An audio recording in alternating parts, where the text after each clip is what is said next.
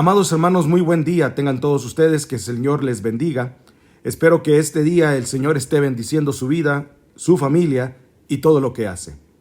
Déjeme buscar en la palabra de Dios, primera de Tesalonicenses capítulo 4, versículos 16 y 17, que dice de la siguiente manera: Porque el Señor mismo con voz de mando, con voz de arcángel y con trompeta de Dios descenderá del cielo, y los muertos en Cristo resucitarán primero.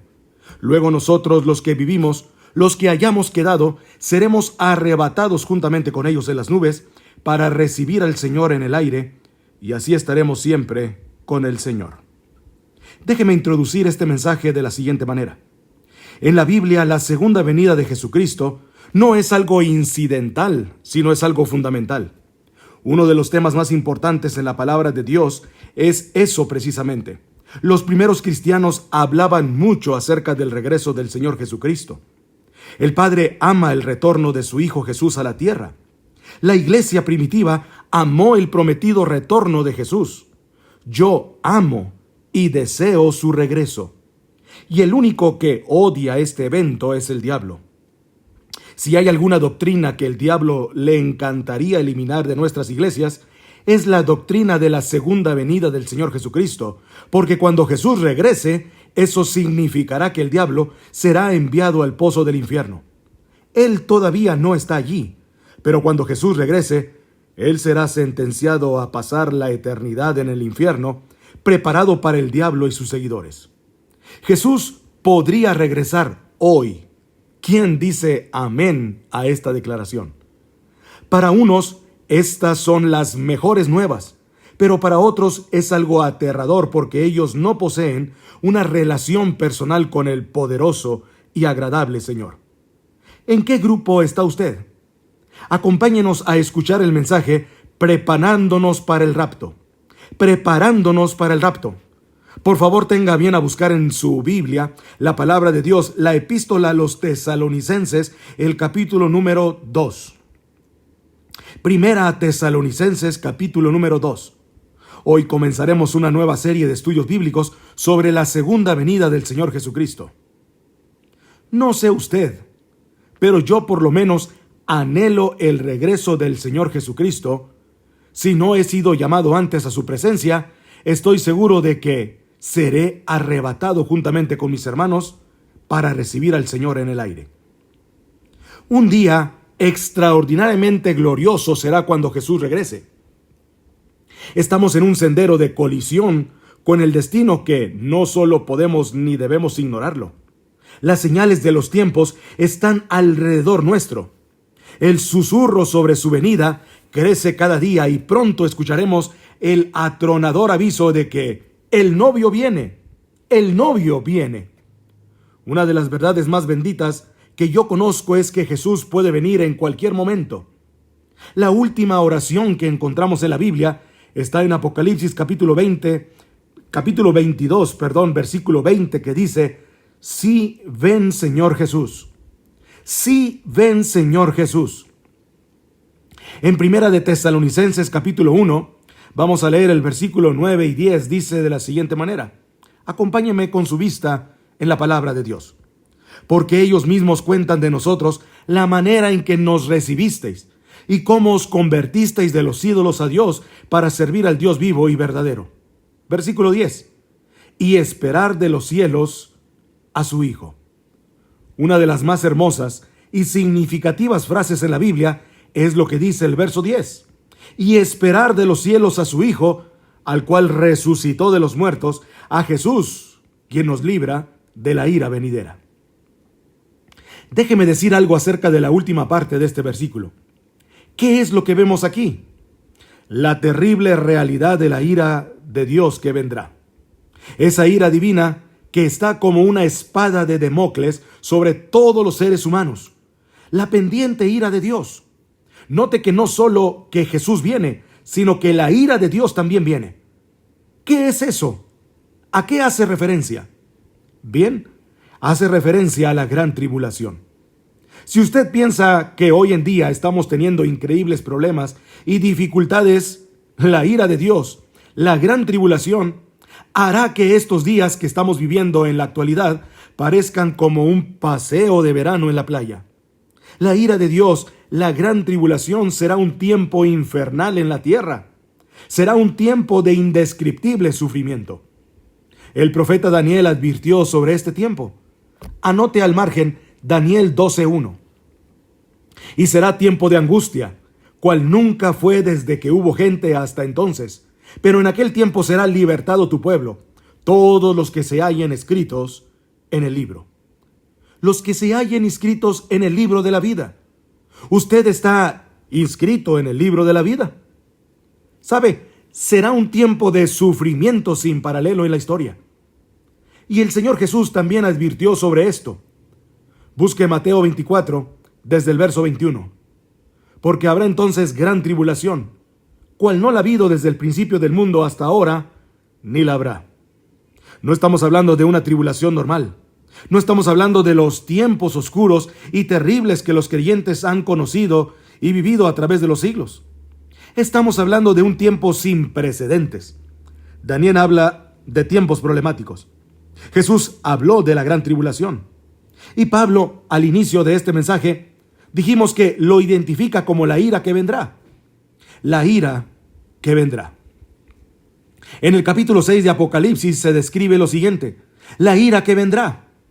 Veamos el verso 15, Apocalipsis 6:15, y anote en este versículo bíblico lo que hoy vamos a aprender acerca de lo que la Biblia tiene que decirnos a usted y a esta generación.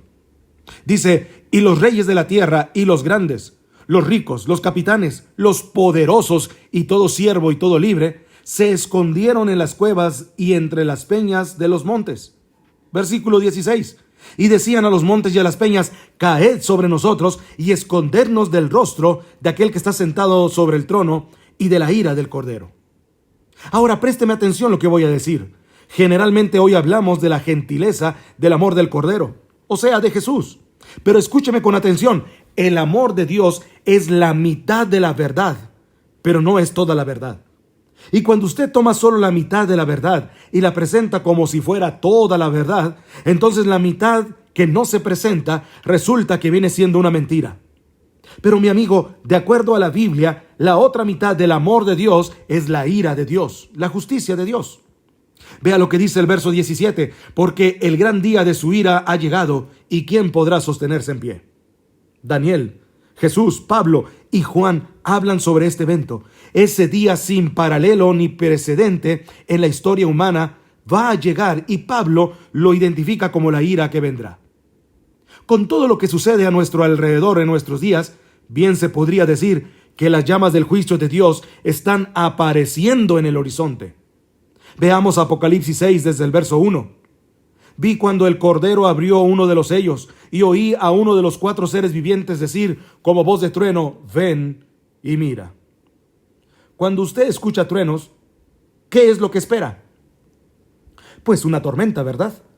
A Juan se le dijo que mirara. ¿Y qué es lo que él vio? Veamos el verso 2. Y miré, y he aquí un caballo blanco. Vamos a ver, el mundo verá 4 jinetes en sus caballos cabalgando durante la gran tribulación. Y digo el mundo verá porque estoy seguro que el Señor me levantará en el rapto, en el arrebatamiento, juntamente con su iglesia. Por eso digo, el mundo verá 4 jinetes en sus caballos cabalgando durante la gran tribulación. Algunos llaman a esto los 4 jinetes del Apocalipsis. Y todo esto no es más que una descripción de la frase que Pablo usó cuando dijo la ira venidera. Veamos el primer punto aquí. La ira venidera. Dice que durante la época de la tribulación habrá 4 caballos y 4 jinetes.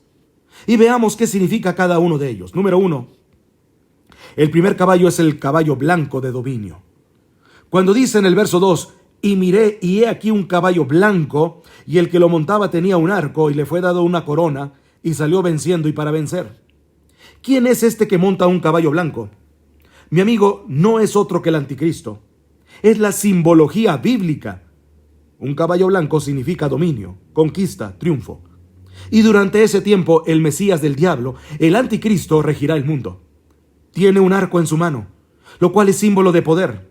Tiene una corona en su cabeza, lo cual también significa dominio. Y si usted me pregunta, ¿el mundo en realidad será gobernado por el anticristo? Absolutamente cierto. Jesucristo fue muy claro al respecto. Busque Juan 5:43 y anótelo al margen. Dice, yo he venido en nombre de mi Padre y no me recibís. Si otro viniere en su propio nombre, a ese recibiréis. Vea, Jesús dijo que no le recibimos a él, que es el verdadero Cristo, pero sí recibiremos al anticristo que vendrá montado en un caballo blanco. De paso, quiero compartir con usted lo que leí en una página de internet y que tiene que ver con un nuevo símbolo propuesto para las Naciones Unidas. ¿Sabe cuál es ese nuevo símbolo? Un caballo blanco. El artículo dice que el caballo blanco es símbolo de paz. Y cito textualmente parte de lo que dice el artículo. En la paloma como símbolo de paz y la fraternidad entre las naciones, enfrenta un competidor, un caballo blanco.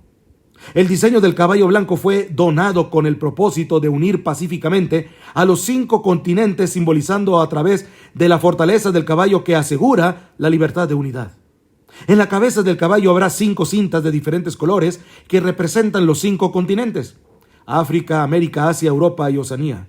Así que se está impulsando un nuevo símbolo de paz, un caballo para que unifique al mundo. Y Daniel, haciendo referencia al anticristo, dice que por medio de la paz destruirá a muchos. Segundo, el caballo rojo de la destrucción.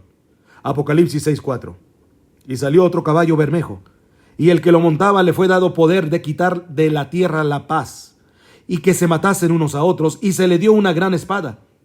El caballo rojo de la destrucción, rojo como el color de la sangre. Y cuando este inspirado anticristo cabalga para conquistar en su diabólico cerebro, no habrá más que esa idea solamente, conquistar. Y habrá guerra y terror y destrucción, y la sangre roja lo manchará absolutamente todo. ¿Alguna vez usted ha pensado en nuestro mundo presente que está armado hasta los dientes con toda clase de armas de destrucción? El Medio Oriente es un verdadero polvorín y en realidad nadie sabe que en las naciones existen armas biológicas o con capacidad nuclear o termonuclear y no saben la cantidad de armas que existen actualmente. Un general norteamericano dijo recientemente, después de la guerra que inició en Ucrania, dice, sabemos mucho más acerca de la guerra que de la paz. Sabemos más acerca de quitar la vida que acerca de vivir en este siglo que se pregona que es el siglo del progreso. El conocimiento científico ha sobrepasado los límites del control. Tenemos muchos hombres de ciencia, pero en verdad muy pocos hombres de Dios. ¿Sabe? El mundo ha alcanzado notoriedad sin sabiduría, poder sin conciencia. Somos un mundo de gigantes nucleares, pero criaturas sin ética. Todo lo que sucede en el mundo está llegando a su clímax, y en la Biblia lo identifica como el gran día de la ira de Dios.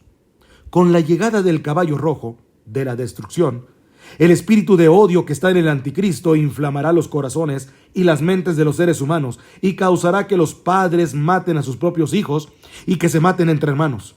Será un tiempo de indescriptible sufrimiento cuando la espada estará chorreando la sangre de todos aquellos que no han querido recibir la marca de la bestia, y los cadáveres estarán abandonados en las calles, llenando con olores putrefactos del aire, en donde se mezclarán las lágrimas y el llanto de los vivos con el pedido de auxilio de los moribundos. Yo no puedo entender lo que profetizó Jesús cuando dijo, mas ay de las que están encinta y de las que críen en aquellos días, porque habrá entonces gran tribulación, cual no la ha habido desde el principio del mundo hasta ahora, ni la habrá. Tercero, el caballo negro de la privación. Vea lo que dice Apocalipsis 6, 5 y 6. Cuando abrió el tercer sello, oí al tercer ser viviente que decía, ven y mira. Y miré, y he aquí un caballo negro, y el que lo montaba tenía una balanza en la mano. Y oí una voz en medio de los 4 seres vivientes que decía, 2 libras de trigo por 1 denario, y 6 libras de cebada por 1 denario, pero no dañes el aceite ni el vino.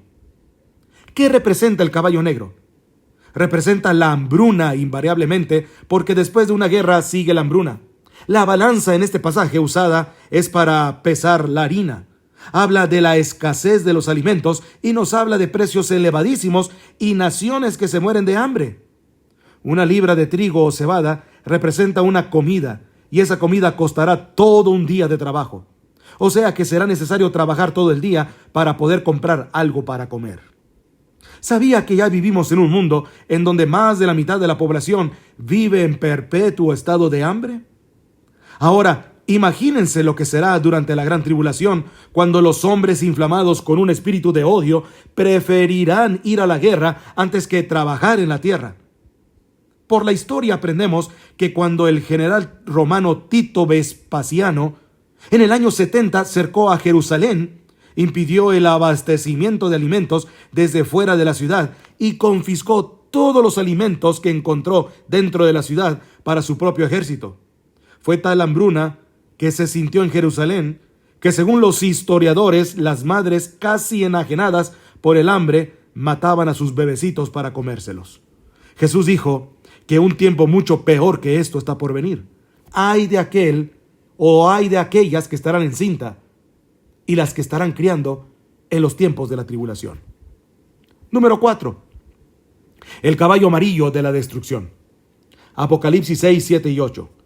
Cuando abrió el cuarto sello, oí la voz del cuarto ser viviente que decía: ven y mira. Miré y he aquí un caballo amarillo, y el que lo montaba tenía por nombre Muerte, y el Hades le seguía. Y le fue dada potestad sobre la cuarta parte de la tierra para matar con espada, con hambre, con mortandad y con las fieras de la tierra. Vea, en el original griego la palabra amarillo describe un color verdoso amarillento pálido. Este caballo es el de la destrucción, y millones de seres humanos serán destruidos. Esto nos enseña que en los oscuros días de la ira venidera habrá un odio generalizado, inspirado por el anticristo, y las masacres serán las consecuencias de ese odio, y la sangre correrá como ríos, y el hambre producirá muerte, y después de la muerte, el infierno. Se dice que a veces más gente muere después de terminada una guerra que durante la misma guerra. Y usted preguntará, ¿cómo puede ser eso posible? Amigo, después de la guerra hay una explosión de pandemias y epidemias, infecciones, plagas, pero en este pasaje note que después de la muerte viene el Hades. ¿Qué significa eso? La muerte reclama el cuerpo, pero el Hades reclama el alma. Esos van a ser días terribles, cuando ni siquiera en el sepulcro usted podrá esconderse de Dios. Y yo creo que los 4 jinetes del Apocalipsis están listos para comenzar su recorrido. Si nuestros oídos son sensibles, escucharemos el estruendo de sus cascos aproximándose aceleradamente. El gran día de la ira de Dios vendrá, ¿y quién será capaz de enfrentarlo?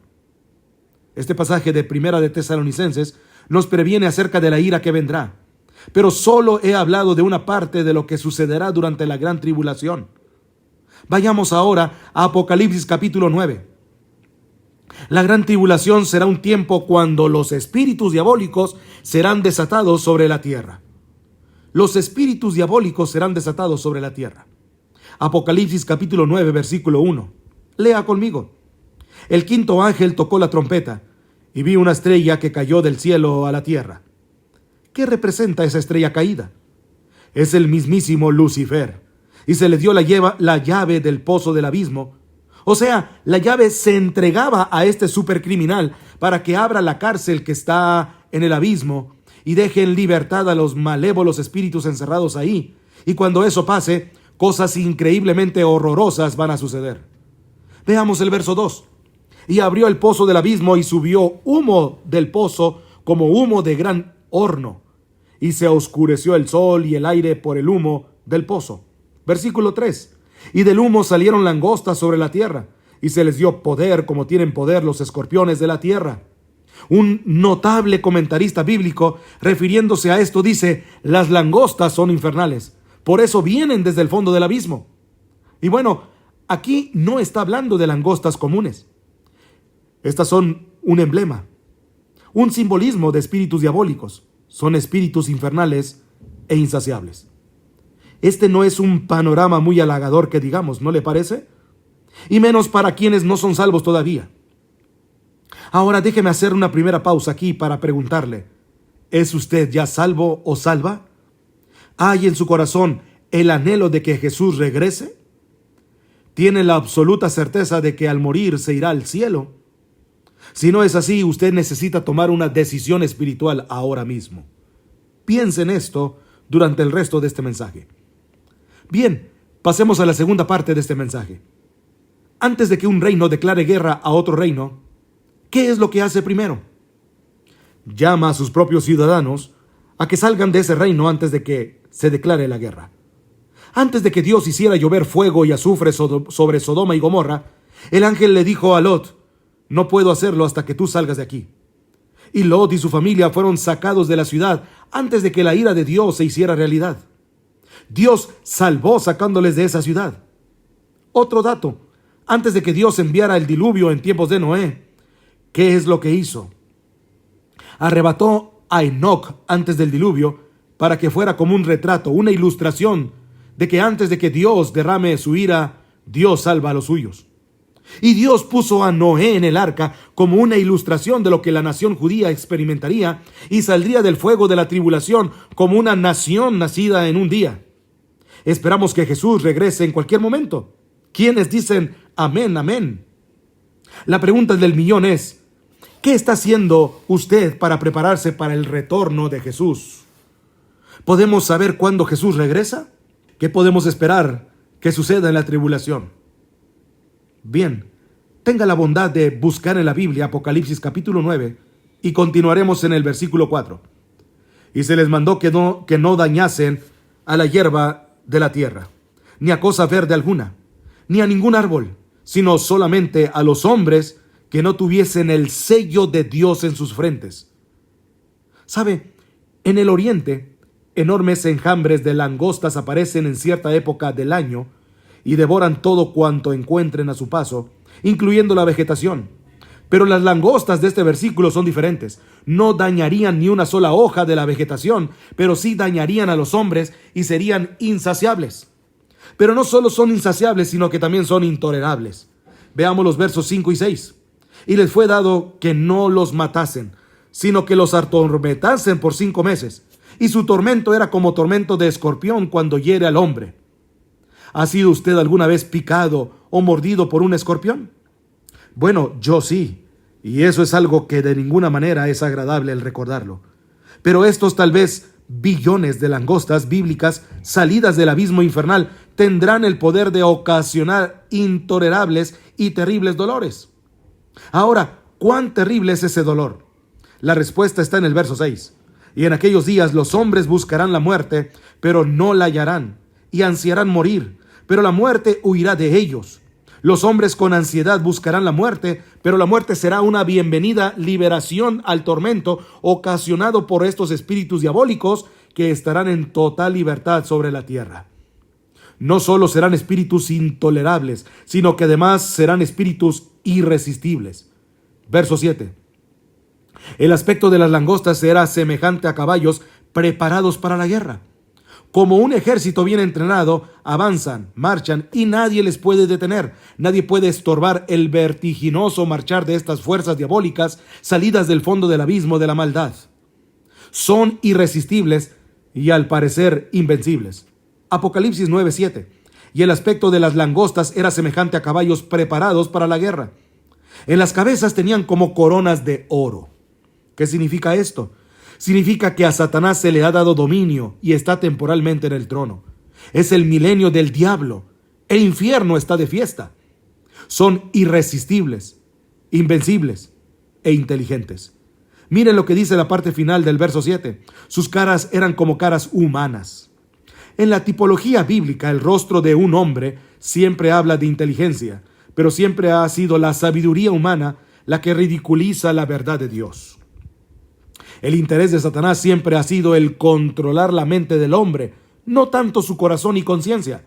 Los espíritus diabólicos implantan en estas mentes ideas de cómo debemos aprender acerca de las estratagemas seductoras de Satanás.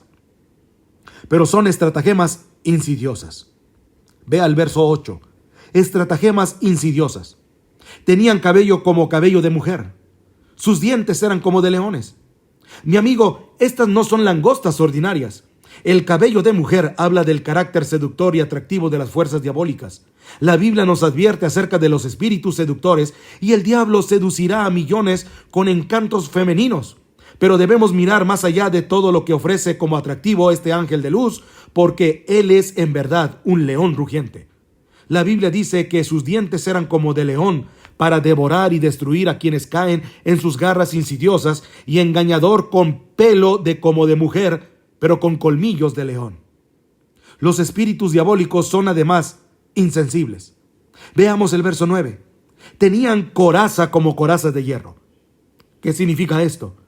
Que por un período de tiempo ellos eran inmunes a cualquier daño a los débiles y pecadores seres humanos.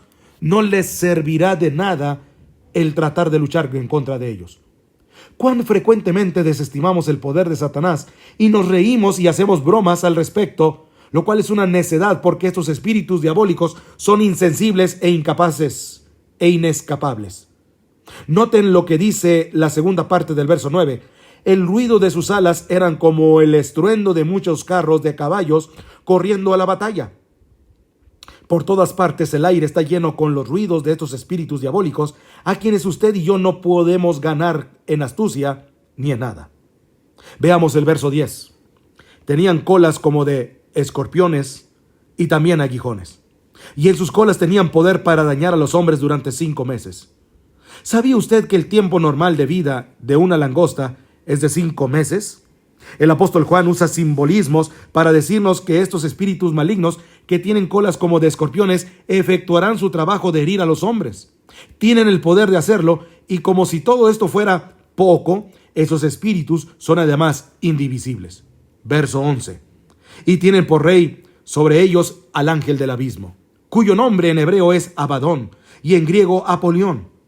¿Sabe? Hay un rey sobre esos espíritus. Recuerde que no tenemos una lucha contra sangre y carne, sino contra principados, contra potestades, contra los gobernadores de las tinieblas. Abadón y Apolión literalmente significan destrucción, un poderoso príncipe infernal. Tal vez Satanás mismo es quien los guía para que torturen a los habitantes de la tierra durante la gran tribulación, o sea, durante la ira venidera. En segundo lugar, veamos lo que llamo una anticipada espera. Una anticipada espera. Todo lo que dije anteriormente describe la ira de Dios durante la tribulación. Ahora veamos una anticipada espera. Veamos primera de Tesalonicenses capítulo 1, versículo 10. Dice, y esperar de los cielos a su Hijo, al cual resucitó de los muertos, a Jesús, quien nos libra de la ira venidera. ¿Lo ve? Esperamos por su Hijo Jesús, quien nos librará de la ira venidera. Y usted puede tener la siguiente pregunta. ¿Vivirá la iglesia la gran tribulación?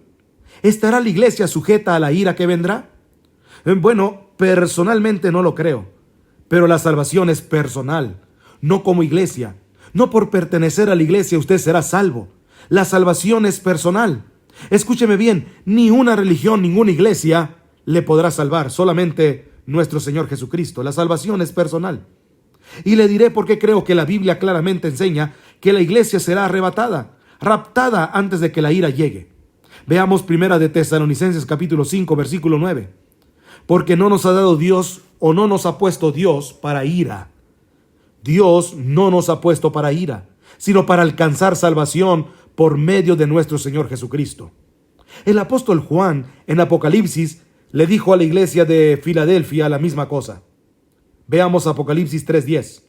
Dice, por cuanto has guardado la palabra de mi paciencia, yo también te guardaré de la hora de la prueba que ha de venir sobre el mundo entero para probar a los moradores de la tierra. Y ustedes podrían preguntarme, pastor, eso es lo que Juan le dijo a la iglesia de Filadelfia, pero no a nuestras iglesias. Bien, vayamos rápidamente a Apocalipsis 3:13, que dice, el que tiene oído, oiga lo que el Espíritu dice a las iglesias. Lo que se le dijo a la iglesia de Filadelfia también es para nosotros. Si guardamos las palabras de su paciencia, Él nos librará de la hora de la tribulación. Dios no derrama su ira sobre sus hijos. Él disciplina a sus hijos. No somos el objeto de su ira. Si la iglesia va a pasar por la gran tribulación, hay cosas que deben suceder y no estaremos esperando el regreso de Jesús en cualquier momento. Anote Mateo 24:36. Pero el día y la hora nadie la sabe, ni los ángeles de los cielos, solo mi Padre. Nadie, absolutamente nadie, sino el Padre conoce el tiempo del regreso de su Hijo a la tierra. Y en Mateo capítulo 24, versículo 38 dice: porque como en los días antes del diluvio estaban comiendo y bebiendo, casándose y dándose en casamiento, hasta el día en que Noé entró en el arca, hasta entonces vendrá el Hijo del Hombre. Ahora, escúcheme, comer, beber, casarse o dándose en casamiento no es precisamente la gran tribulación. Es cierto que para algunas parejas, su cónyuge es una gran tribulación. ¿Qué es lo que dice Mateo 24, 42? Búsquelo. Velad pues, porque no sabéis a qué hora ha de venir vuestro Señor. Y el verso 44 leemos: por tanto también vosotros estad preparados, porque el Hijo del Hombre vendrá a la hora que no pensáis. Si la iglesia va a pasar por la gran tribulación, puedo simplemente comenzar a marcar los días. La tribulación durará 7 años. La divido en 2 periodos de 3 años y medio y puedo comenzar a contar. Pero la Biblia dice que debemos de esperar por Jesús y debemos esperar su regreso de los cielos y no debemos estar esperando la tribulación. Nuestros ojos deben de estar en los cielos, no en las cosas terrenales ni en las cosas que sucederán a nuestro alrededor. Marcos 13, 32 y 33 dicen: pero el día del Señor y de la hora nadie sabe, ni aun los ángeles que están en el cielo, ni el Hijo, sino el Padre. 33. Mirad, velad y orad, porque no sabéis cuándo será el tiempo. Una y otra vez el Señor nos dice que debemos estar listos y Él nos ha librado de la ira venidera. Si la iglesia va a pasar por la gran tribulación, entonces en vez de estar mirando hacia arriba, debemos estar mirando alrededor esperando no a Cristo, sino al anticristo. No habrá la esperanza bendita y la muerte será mucho mejor que pasar por la tribulación para llegar al reino. Si la iglesia pasará por la gran tribulación, entonces en vez de estar mirando hacia arriba, debemos de mirar alrededor esperando no a Cristo, sino al anticristo. Y su mirada no debe de estar en las cosas del mundo, en lo que pase en el mundo, en la economía, en la educación, en mi carro, en mi casa, en lo que tengo, en lo que no tengo, en mi trabajo, en todas las cosas mundanas. Nuestra vista debe de estar puesta en las cosas de arriba, esperando a Jesucristo. Sí, hay una ira pendiente, pero también hay una anticipada espera. Nosotros esperamos por Jesús. ¿Cuántos dicen amén? Aleluya. Número 3. Hay también un servicio ejemplar. ¿Qué debemos de hacer? Pues estar listos para el rapto. ¿Cómo los creyentes de la iglesia primitiva se preparaban para el rapto? Veamos primera de Tesalonicenses capítulo 1, versículo 9. Y ponga mucha atención, porque aquí, mis amados hermanos, y esto nos lo dice directamente el Señor a la iglesia. Voy a tocar unos temas y unos puntos que quizás no le vayan a gustar y a usted le va a incomodar lo que voy a decir, pero es lo que dice la palabra del Señor y lo que interpreto yo acerca de su palabra.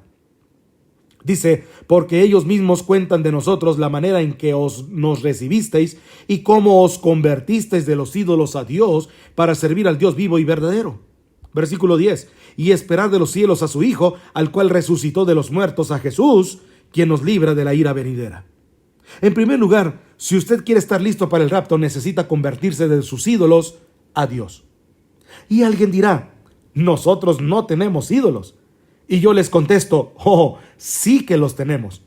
Ídolos viejos con nombres nuevos. En vez del Dios que representa avaricia, ahora es el Dios ambición. Queremos más y más. Queremos un carro más nuevo y más nuevo. Queremos una casa más linda y más bonita. Queremos tener las mejores ropas para impresionar a la gente que no nos importa. Ahora es el Dios ambición. En vez del Dios Baco, que era el Dios del desenfreno y la borrachera, ahora le llaman el Dios de la hora feliz y el sano esparcimiento. En vez de la diosa Afrodita, que era la diosa de la lujuria sexual, ahora la llaman la revolución sexual, feminismo, ideologías de género, aborto, matrimonios igualitarios, etc. Y cristianos teniendo el mismo pensamiento que la ideología de género y están de acuerdo con estos disque valores y disque derechos humanos. Son los mismos dioses y diosas, ídolos de antaño, con atractivos y políticamente correctos nombres. Hoy en día, en vez de Marte, que es el dios de la guerra, ahora se le identifica como la indignación justa. Y sin embargo, tenemos en nuestras modernas ciudades más problemas, más crímenes, más odios como nunca antes. Viejos ídolos con nuevos nombres. Ahora permítame decirle algo, y aquí voy a tocar unos temas importantes que quizás a usted no le guste. ¿Qué es un ídolo? Bueno, un ídolo es cualquier persona o cosa que usted ame más que a Dios. Cualquier cosa en la que usted confía más que en Dios. Es cualquier cosa a la que sirve más que a Dios o cualquier cosa que la que usted teme más que a Dios. Déjeme ponerlo de la siguiente manera. Un ídolo es cualquier persona, su esposo, su esposa, un hijo, una hija, una persona, cualquier persona que usted ponga en primer lugar antes que a Dios, eso se convierte en un ídolo. Una persona que se interpone entre usted y Dios. Una persona a la cual usted siga. Una persona a la cual usted esté siguiendo en redes sociales. Una persona a la cual usted tenga el oído puesto en esa persona todos los días. Ese es un ídolo y se interponga entre Dios y usted y su relación entre Dios y usted es un ídolo. O cualquier cosa que usted ame más que a Dios. Mucha gente ama más su trabajo. Mucha gente ama más sus títulos universitarios. Mucha gente ama más las cosas. Mucha gente ama más una casa. Mucha gente ama más la estética de su cuerpo. Mucha gente ama más las cosas de este mundo. Cualquier cosa que se interponga entre Dios y usted, la relación de Dios y usted, es un ídolo. Cualquier cosa en la que usted confía más que en Dios es un ídolo. Si su esperanza está en las riquezas, si su esperanza está en el trabajo, si su esperanza está en el gobierno, si su esperanza está en una persona, si su esperanza está en una realización personal, déjeme decirle que eso es un ídolo y se interpone entre Dios y usted. Es cualquier cosa que le sirve más que a Dios. Cuando usted sirve más a su cuerpo, cuando usted sirve más a sus placeres, cuando usted sirve más a su trabajo, cuando usted sirve más a cualquier otra cosa, eso es un ídolo que se interpone entre usted y Dios. O cualquier cosa a la que usted teme más que a Dios. Cuando usted teme más a su jefe, cuando usted teme más a su trabajo, cuando usted teme más a la pérdida del dinero, cuando usted teme más a las guerras en el mundo, cuando usted teme más a un gobernante que a Dios, entonces eso se convierte en un ídolo. Y eso es lo que está diciendo precisamente la palabra de Dios. Cualquier persona o cosa que le desvíe de Dios, entonces se convierte y automáticamente en un ídolo. Un hijo puede desviarnos de Dios, una pareja puede desviarnos de Dios, un trabajo puede desviarnos de Dios, una carrera, profesión, estudio o especialización puede alejarnos de Dios. Una actividad puede alejarnos de Dios. Una sociedad puede alejarnos de Dios. Entonces, ¿de qué se trata? De no poner a nadie en medio entre Dios y usted. Desafortunadamente, muchos cristianos hoy en día ponen estas cosas primero antes que Dios. Y déjeme decirles una cosa, eso no habla de un auténtico cristianismo, ni habla tampoco de una auténtica relación entre Dios y usted. Si alguien le ofrece algún trabajo, si alguien le dice que va a ir a su casa a arreglar algún desperfecto electrónico, eléctrico o cualquier cosa en su casa, si alguien le dice que quiere tener una junta, una reunión con usted en su casa en el día domingo, el día del Señor, a la hora del culto, déjeme decirle que si usted le hace caso más a esa persona y usted le da entrada a esa situación, entonces usted está haciendo de esa situación, de esa persona o de esa actividad un ídolo. Y Dios no puede tolerarlo. Entonces, ¿de qué se trata esto? Bueno, se trata de que nosotros no tengamos por ídolo a ninguna de las cosas que he mencionado. En Mateo 6:33 leemos: mas buscad primeramente el reino de Dios y su justicia, y todas estas cosas os vendrán por añadidura. Usted debe volverse de sus ídolos a Dios. Usted no puede tener a Cristo y al mundo al mismo tiempo. Tiene que arrepentirse. Esa es la primera cosa para estar listo o lista para el rapto. La pregunta es, ¿se ha vuelto usted hacia Dios, el Dios vivo y el verdadero? ¿Se ha olvidado o alejado de sus caminos? ¿Le ha entregado su corazón a Jesús, que es el Dios vivo y verdadero? ¿O usted se ha olvidado y se ha alejado de sus caminos? Porque de eso depende que usted y yo seamos raptados.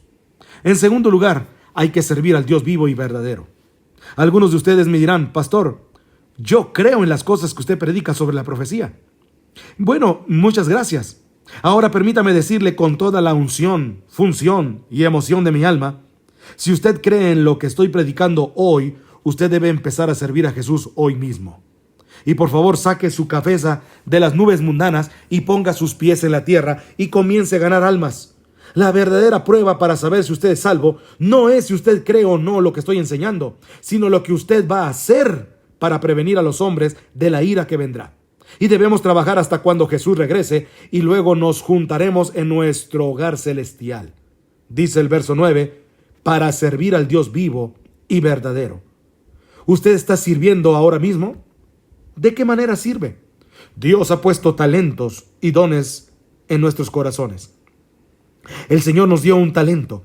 Y como la parábola del hombre aquel que estaba cuidando una hacienda y no sabía cuándo vendría su Señor, dice que entonces este hombre empezó a vivir su vida de la manera que él le pegó la gana. Y entonces dice que cuando vino su Señor le pidió cuentas.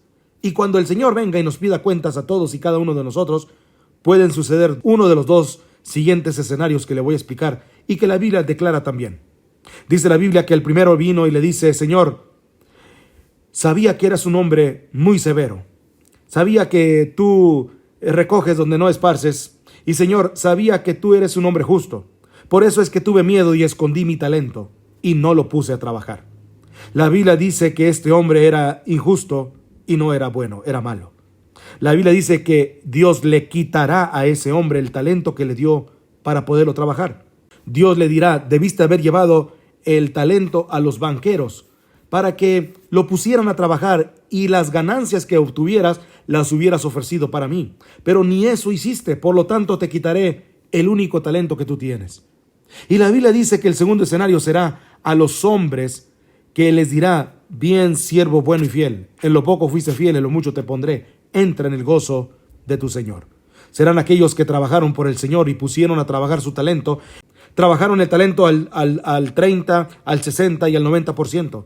Y la Biblia nos dice que nosotros debemos de poner a trabajar nuestros dones y talentos y servir al Dios vivo y verdadero desde ahora mismo. Y debemos de servirlo de la mejor manera. Tercero, hay que esperar el regreso de Jesús. Esos creyentes esperaban por Jesús, no como un último recurso o como una escalera de incendios, sino que estaban diciendo, ven pronto, Señor Jesús. Estaban esperando su regreso, ansiaban su venida, vivían con esa expectativa, oraban por su venida y muchos literalmente murieron diciendo, ven Señor Jesús. Como ilustración le contaré que una joven mujer estaba en la estación del tren esperando a su novio que venía para casarse y ella estaba allí esperando con ansiedad el tren. El anciano jefe de la estación también estaba allí con sus horarios de llegadas y de salidas de trenes. Él sabía que un tren estaba por llegar, pero no lo esperaba con la misma ansiedad con que esa novia esperaba la llegada del tren en donde venía su novio. ¿Sabe? Nosotros debemos tener el espíritu no del jefe de la estación, sino de esa novia para esperar el regreso de Jesús. La Biblia concluye en Tesalonicenses, y esperar de los cielos a su Hijo, al cual resucitó de los muertos, a Jesús, quien nos libra de la ira venidera. Me pregunto, ¿cuántos de quienes me escuchan en este momento conocen en forma personal al Señor Jesucristo? Porque si usted aún no tiene una relación íntima con Él, no superficial, no de domingo a domingo, como dice la canción Cielito lindo, de domingo a domingo te vengo a ver, o cuando yo quiera o cuando a mí se me pegue la gana. Este es el momento de tomar esa decisión final. Recuerde que Jesucristo puede retornar en cualquier momento, y en la Biblia no encuentro ninguna esperanza para nadie que no tenga a Cristo en su corazón. Si usted rechaza ser salvo antes de la venida de Jesús, terminará creyendo las mentiras de Satanás y tendrá que vivir los horrores de la tribulación y después de eso el infierno, o sea, separado eternamente de Dios. ¿Sabe? El casi no le salvará en la eternidad. Hay un himno que dice que casi estoy resuelto a recibir a Jesucristo en mi corazón, pero el casi no me salvará en la eternidad. El apóstol Pablo, cuando tenía un diálogo con el rey Agripa, este hombre le dijo, Pablo, Pablo, tranquilo, casi me convences o me persuades para ser cristiano. Y sabe una cosa, ese casi no le salvó para poder ir al cielo. Personalmente creo que Agripa está en el infierno. Y si me pregunta cómo puedo ser salvo, lo primero que tiene que hacer mi amigo, mi amiga, es dejar sus ídolos y buscar al Dios único, verdadero, y por fe pedir la presencia de Jesús en su vida, y eso lo puede hacer en este mismo instante, orando la siguiente sencilla oración. Señor Jesús, te invito a que vengas a morar en mi corazón. Te pido perdón por mis pecados. límpiame y sálvame. Yo no puedo salvarme por mí mismo y no merezco ser salvo, pero tú moriste para salvarme si confiaba en ti. Confío en ti con todo mi corazón. Quiero un nacer de nuevo. Quiero tener una vida nueva y transformada. Haz de mí la persona que tú quieres que sea. Te recibo en mi corazón. Te lo pido en el santo nombre de Jesucristo, nuestro Salvador y nuestro Señor. Amén y amén, Señor. Amén.